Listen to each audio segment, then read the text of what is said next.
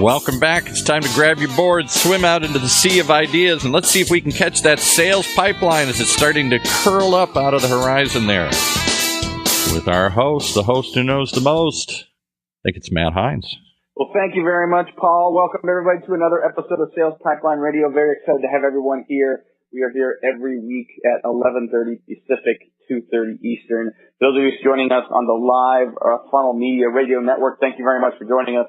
I'm always impressed and humbled by how many people are joining us via live radio in the middle of their workday, so thank you for that. For those of you joining us on the podcast, listening to this on demand, thank you very much for subscribing and for listening, and everybody can listen to every episode of Sales Pipeline Radio, past, present, and future at salespipelineradio.com. We are featuring every week on the show some of the best and brightest minds in B2B sales and marketing. Today is no different. Very, very excited to have a good friend, known him for a long time here in Seattle, Norman Behar. He is the founder and managing director of Sales Readiness Group. And as we were setting up for this show today, Norman was very clear he wanted to focus on content, focus on best practices, and we're going to do plenty of that. For those of you who don't know Norman and Sales Readiness Group, they've been around for a long time. They've been recognized as one of the top 20 sales training companies in the country by Selling Power magazine, and featured as a sales training company to watch list by trainingindustry.com. Lots of accolades for the team, and I know he's a humble guy and doesn't want to get into that. But Norman, thank you so much. I know you're a busy guy. Thank you for taking time to join us on the Sales Pipeline Radio today. Matt, always a pleasure. Really looking forward to chatting with you and sharing some new insights that we've gathered regarding sales and sales management training. So thank you for having me on the show today. Speaking of new insights, if you're not familiar with Norman's work and his team's work, definitely go to salesreadinessgroup.com. Lots of great content, reports, best practice guides. And you guys just released a new report that I'm actually pretty excited about that isn't just training best practices, but really showcases salespeople's perspective on the impact sales training can have. Can you talk a little bit about that new report? Yeah, it's something we did in collaboration with trainingindustry.com. One of the questions that often comes up from sales leaders is, okay, so we've done sales training in the past, but, sometimes it's been effective, sometimes it has a lasting effect, but in many cases, it doesn't necessarily have a lasting effect. And so we wanted to better understand, what's really important to salespeople and what's the business impact associated with sales training. And we know that companies are investing more than ever in sales training. There was a stat by Training Industry showing that sales training now is estimated at a $2.5 billion market globally, and it's grown by $1 billion over the last 7 years. You've kind of got these mixed signals coming out. Sales leaders who are saying, is there really a strong correlation between great sales training and business results? At the same time, you have this huge increase in spending. So obviously, we think companies are pretty smart. They wouldn't be spending more if it wasn't impacting their business. But we wanted to really get the sales rep's perspective and understand what is it that makes for a great training program. How does it actually impact business? And we had some pretty interesting results, Matt. Talk a little bit about that. I mean, we talked about the things you saw in terms of the skills that separate sort of the best-in-class companies from those that are a bit of the laggards. The employee satisfaction with different types of research. What's some of the highlights of what you guys found? I think one of the things that wasn't surprising, but stood out, was really one of the most important skills. And I think we had, as part of the survey, ranked like 9 skills. We had about around 250 respondents. So we think we got a really good cross-section, different industries, different company sizes, predominantly B2B sales professionals. 3 key skills were building relationships. So obviously, salespeople need to build rapport. Identifying customer needs, great questioning skills, great active listening skills to really understand what customers' needs, and being able to present value and really differentiate what you're presenting and aligning it with the customer's needs. But what was interesting for that is we hear a lot about potential changes in the sales profession, and you and I are both involved with sales professionals. Daily, we know that many things are changing. There's more sales enablement technology than ever before. When we asked what skills are likely to be the most important skills 10 years from now, it was exactly these 3 skills that still came up at the top of the listing, which was, again, building relationships, identifying customer needs, and presenting value. So that was kind of interesting in terms of companies that did a better job on skills training at 3 areas of the business that were impacted. One was the ramp-up time for new hires, win rates, and employee satisfaction. And we gathered some really interesting data on each of those areas. Now, it's interesting that you found that, some of these skills, really haven't changed a lot. I find that a little interesting because there's been so much talk about, Sales 2.0 time now, and the buyer has changed, and that means we've got to change the way we sell. And then what was Sales 2.0 is now being thought of, being called by some conferences as Sales 3.0, and it just continues to accelerate. But what you're seeing is that there are some fundamentals to sales training and sales skills that really haven't changed. I think that's really interesting. And I'm curious, as you see more complex sales organizations, whether they're just larger, whether they're multi-location, whether you've got multi-generational sales teams, does that mix of skills change at all, or does that stay fairly constant? I think the actual skills, now we're a little biased, we're a skills training company. The research shows is that the skills that sales professionals need are really not changing. That's the same whether they're veteran salespeople, millennials. I do think the way that we engage with customers have changed. So even though the skill may not have changed, the nature of how we engage, in other words, if we look at just the rate of growth of inside sales teams versus direct sales teams, it's much faster for inbound teams. If we look at the technology industry and we look at the degree of specialization, we've got business development representatives, we have account executives, we have account managers. So there's probably a growing trend to less full cycle salespeople that are actually going all the way from prospecting to closing. There are true changes that probably give rise to Sales 2.0, 3.0 in terms of sales enablement technologies, specialization, tools, also the marketing tools, which you have a lot of expertise in those related to lead generation. But the actual skill sets, I think, are pretty much the same. Although as you have more specialization, some skills will apply more to some positions than others. For example, an account manager who's managing existing accounts may only need some very light prospecting skills to navigate within those accounts. Someone who's fully charged only with new business development may need a lot of prospecting skills. So we are seeing subtle changes based on sales roles, but the actual foundational skills, particularly around identifying needs, presenting value, and managing objections, are very much the same.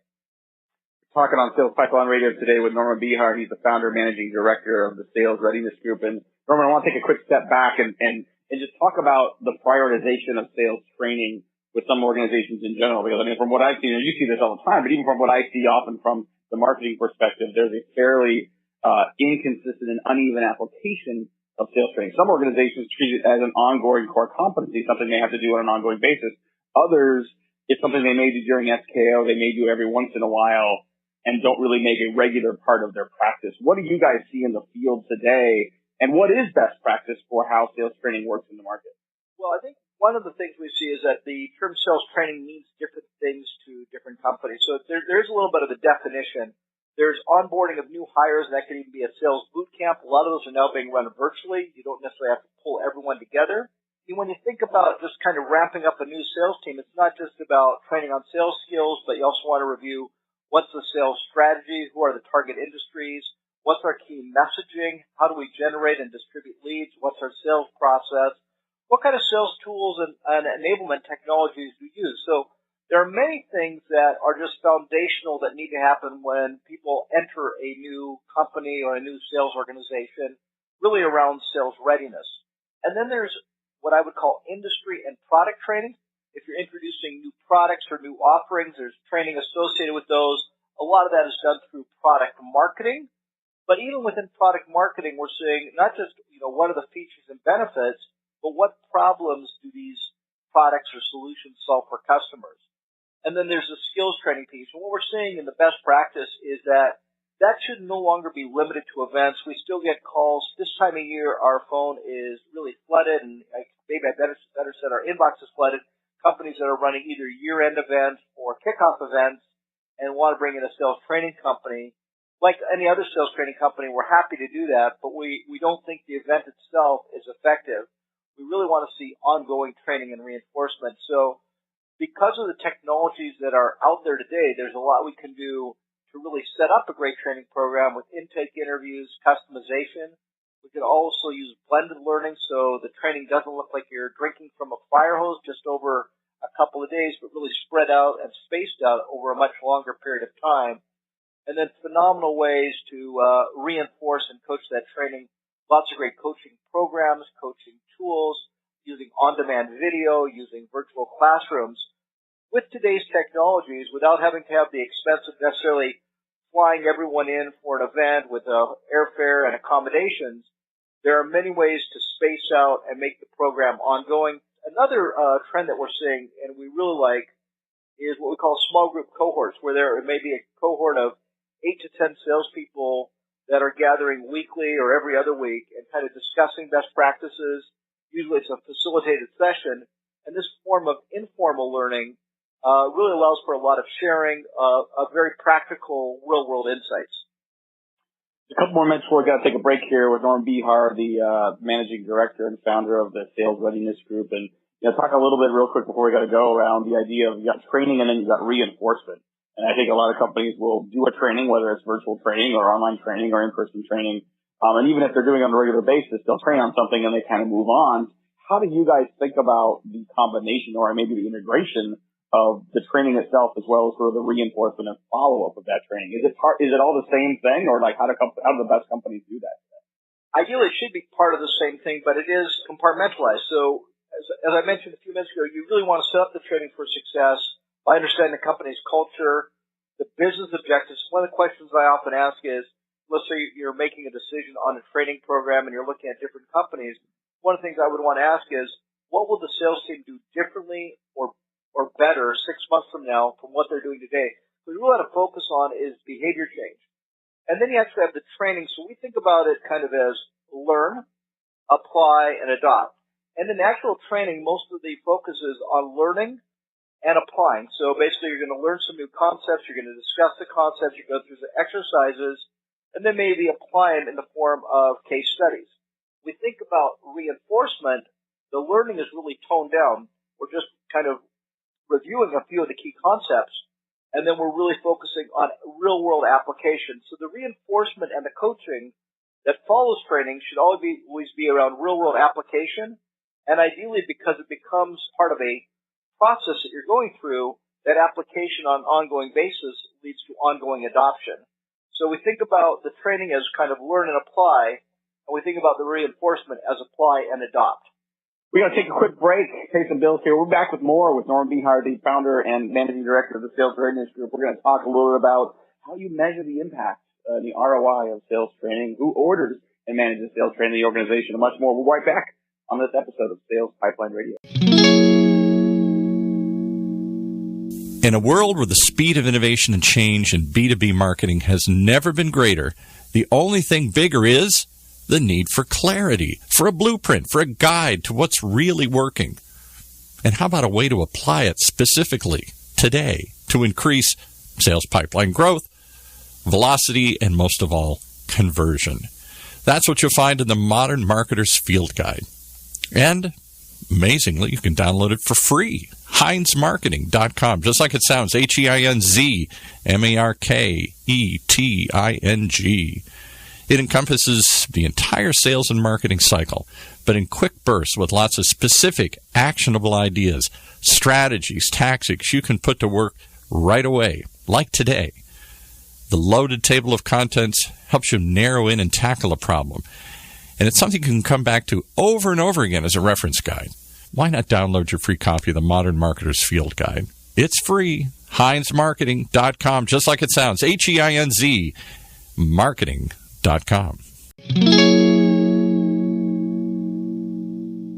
All right. With that being said, let's pick it back up with Matt in the second half of today's show. Well, thank you very much. Welcome back to Sales Pipeline Radio. If you like what you're hearing today with our guest, Norman Behar from Sales Readiness Group, you can find this episode on demand in just a couple of days at salespipelineradio.com. And make sure you join us next week and every week. It'll be 11:30 Pacific, 2:30 Eastern for future episodes of Sales Pipeline Radio. We got some great guests coming up. We've got Eli Cohen. He's the co-founder of Sales Good. He's doing some great work in the sales enablement space. He's written a new book that I'm really excited about around sales enablement and process improvement for sales organizations. He's got a great platform his company produces at Sales Good. We're going to talk about that. Lots of other great episodes coming up, some great guests as we head quickly into the fall season as we round out the end of Q3. But we got a few more minutes here with Norman Behar. And Norman, we were talking over the break about sort of the impact we're seeing sales training have. And in particular, I want to go back and talk a little more about specific things that we're seeing. And I think it ties back to my question that I was going to ask around how do you measure the impact of sales training. And you've seen specifically things like win rates and employee satisfaction stand out as real differentiators for companies that are investing in sales training. Can you talk a little more about that? Yeah, if we go back to the study we just completed, we think about those companies that necessarily had effective training programs, at least ranked by their, rated by their sales professionals as being effective versus less effective. The results were pretty striking. And when I say results, obviously this is based on correlation, but here's what we learned. That the ramp-up time for new hires, on average, when there was effective training, was 26 weeks, so roughly half a year to ramp up. And when the training wasn't effective, it took 31 weeks. So we think about 5 more weeks of sales rep productivity. That could be, if a salesperson has a $1 million annual quota, let's say they're only 50% ramped up as opposed to fully ramped up, that could be close to $45,000, $46,000 a week of lost revenue over those 5 weeks. So pretty significant implications at the single rep level, and obviously if you have a team of reps that you've hired that are all kind of ramping up together, you really want to accelerate that ramp-up time. Other areas besides training that impact ramp-up time obviously are hiring the right people, making sure that you're really doing a great job of managing performance and coaching and mentoring those new hires. Another area we saw was win rates. So companies are often entering opportunities into their sales pipeline, whatever type of CRM tool they're using. And when the companies had effective training, they had a 51% win rate on those opportunities. Ineffective training, those companies had a 41% win rate. So win rates are 24% better when you have more effective training. And you think about that on a $1 million a year quota, that means you need 24% more opportunities in order to achieve your sales quota. And you think about the type of things that companies can do to improve win rates, it really comes down to skills coaching. The salespeople have the right skills.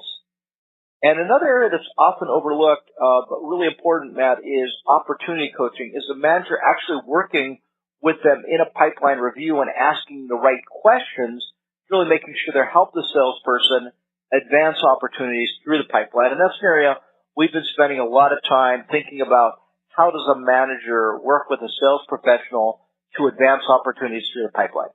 I mean, some of the stats you just gave in terms of the gap that you're seeing in the win rate and employee satisfaction, I mean, that's some pretty good stuff. And I think for a lot of companies that, in many cases see a deeper investment in sales training is a nice to have, not a need to have. It seems like you just laid out the justification for that. Before we get too far into this, I want to make sure we let people know, where can people get a copy of this research you guys just did?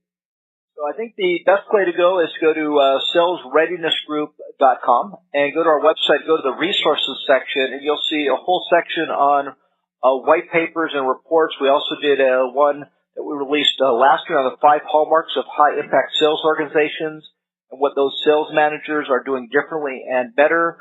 We have a great white paper on accelerating the sales hire ramp-up time. So what actually can companies do to accelerate ramp-up time? So a lot of resources. I'd also encourage them to sign up for our blog. We blog oftenly about a lot of topics that are interesting to sales professionals and sales leaders. So again, salesreadinessgroup.com, resources, and then go into white papers and reports, and you can download any of this information. And also, if you'd like, subscribe to our blog.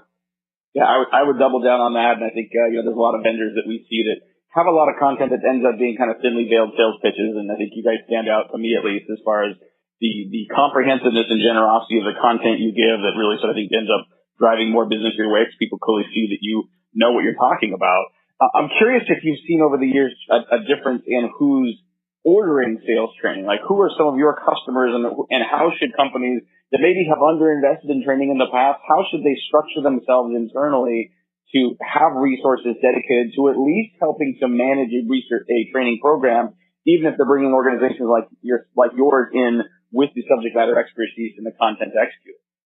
So I think that what we really need to look at is sales leadership. And if we look at kind of your VP, C-level suite around sales leadership, maybe chief sales officer, really more engagement. I think a lot of companies are delegating sales training to training and development professionals, and they really understand best practices related to approach. And when we talk to them, they kind of understand that why a sales training program has to have a beginning, middle, and ongoing reinforcement, so kind of before, during, and after.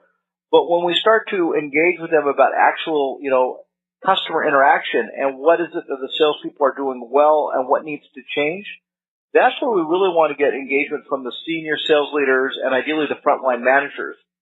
The other area I would encourage is companies do have limited budgets, and if they're going to focus on any one area, I would focus first on the frontline managers. I think that when salespeople work with a great frontline manager who's a coach and can also work as a kind of on-the-job trainer and provide a lot of experience and insights, those managers who are good leaders, good coaches, and good managers can have probably more impact than actually a formal training program. It also allows this training to cascade down through the organization. You have managers who are now basically evangelists for the training and helping improve that skill set. So I'd say more engagement at the senior sales leader level, more engagement by the frontline managers, and then really focus on skills training. Skills are the differentiator. People move from position to position, but those people can have great customer conversations are those people ultimately will best understand their customers' needs and close the most business. Norman, you guys focus a lot on sales management training, but I'm curious to hear your perspective. I hear the word, sales manager and sales coach used synonymously as if they're the same thing. How do you think about the differentiation between someone that is a sales manager and a sales coach, and how do some sales leaders effectively do both? So generally, we think of the sales manager as frontline manager, let's say a regional manager or district manager, or even an inside sales manager that has a team of salespeople. And those managers have a number of responsibilities. Their job to build a team, so typically they're, if not involved in recruiting, minimally they're involved in interviewing. They need to be able to manage sales performance, to set sales goals, set sales activity goals, monitor performance.